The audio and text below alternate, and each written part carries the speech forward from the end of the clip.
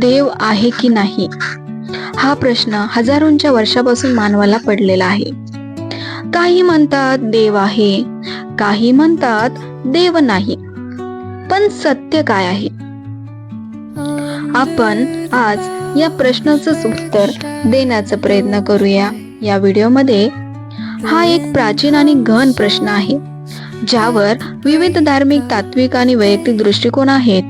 अनेक जण देवाला सृष्टीचा निर्माता आणि अंतरातील शक्ती मानतात, जसं की ब्रह्माकुमारीस. तर काही जणांचे, जसं सुधीर फडके यांच्या गाण्यातील अर्थ, देव मूर्तीमध्ये किंवा मंदिरात नसून सर्वत्र प्रत्येक जीवामध्ये अंतरात वास करतो. त्यामुळे हा प्रश्न प्रत्येकाच्या श्रद्धेवर आणि अनुभवावर अवलंबून आहे, असे भारतीय अध्यात्मिक शास्त्र आणि अनेकदा धार्मिक चर्चा सूचित करतात. देव नाही असं का वाटतं? जेव्हा आयुष्यात दुःख येतं, अपयश मिळतं, आपण मनापासून प्रार्थना करूनही काहीच बदलत नाही, तेव्हा मनात मात्र प्रश्न येतो, जर देव असता तर हे का झालं? काही लोक म्हणतात, जे दिसत नाही ते अस्तित्वात नाही. प्रत्येकाचं मत वेगळं आहे, बरोबर ना? मग देव आहे असं का वाटतं? हवा दिसत नाही पण आहे ना? प्रेम दिसत नाही पण जाणवतं ना? मग आईचं प्रेम, वडिलांचा त्याग, अचानक मिळालेली मदत, अपघातातून वाचलेले आयुष्य, हे सगळं योगायोग आहे का? एक अदृश्य शक्तीच आहे ना? याचं उत्तर प्रत्येकासाठी वेगळं आहे. पण एक नक्की आहे, जर देवावर विश्वास ठेवल्याने तुम्हाला शांतता मिळते, आशा मिळते आणि चांगला माणूस बनण्याची प्रेरणा मिळते, तर तो देव तुमच्यासाठी नक्की आहे. मित्रांनो, देव शोधू नका, देव बना. आज कुणाचं दुःख कमी केलं तर तेच तुमचं देवपूजन. लोकांना देवावर शंका का बरं येत असेल? जेव्हा आयुष्यात दुःख येतं ना, जेव्हा मनापासून प्रार्थना करूनही काही बदलत नाही, जेव्हा चांगल्या माणसाला त्रास होतो, तेव्हा प्रश्न पडतो, जर देव असता तर काय झालं असतं? आणि जर देव असता तर हे का झालं असतं? गरीब माणूस अजून गरीबच का? वाईट माणूस सुखात का? आणि तेव्हाच मन मिळतं, देव वगैरे काही नाही, सगळं नशीब आहे. पण ही शंका चुकीची नाही, कारण प्रश्न विचारणं हेच माणसं असल्याचं लक्षण आहे. मित्रांनो, देवावर नक्की विश्वास ठेवा. हवा आहे पण दिसत नाही, तसंच देव आहे पण दिसून येत नाही. सगळ्यांना मदत करा, मदतीतच तुमचं देव आहात. देव दिसत नाही म्हणजे तो नाही का? हा एक साधा प्रश्न आहे. हवा दिसते का?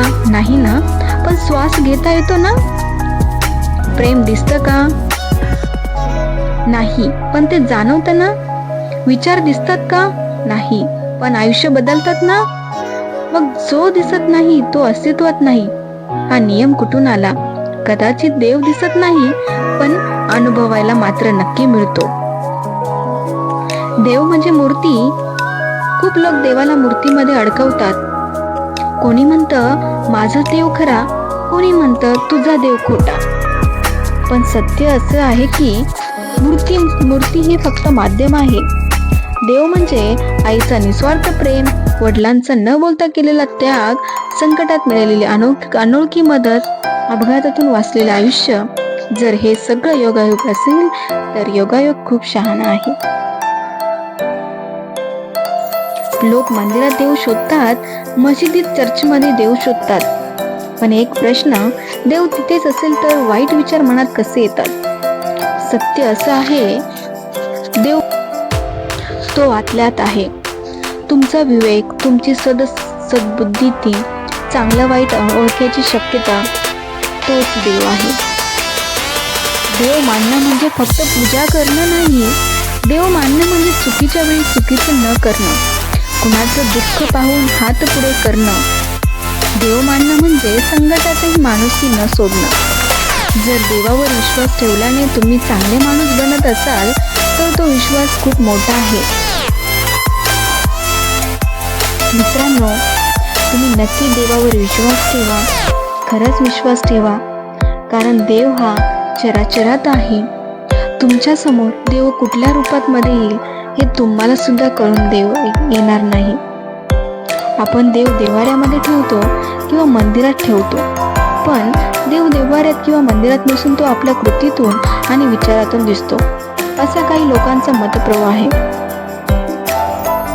हा वैयक्तिक अनुभव आणि श्रद्धा व समज यावर आधारित आहे. भारतीय अध्यात्मिक शास्त्र याचे सोपे उत्तर देते की जे प्रत्येकाने स्वतःच्या अनुभवाने शोधावे हे सुचवते. मित्रांनो, देवावर विश्वास ठेवा आणि तुम्ही प्रत्येकाला मदत करत चला, कारण तुमच्या कृतीतूनच सगळं काही बघायला भेटणार आहे. तुम्हाला हा व्हिडिओ कसा वाटला तर तुम्ही नक्की कमेंटमध्ये सांगा. धन्यवाद मित्रांनो. श्री स्वामी समर्थ. लाईक करा, शेअर करा, कमेंट करा.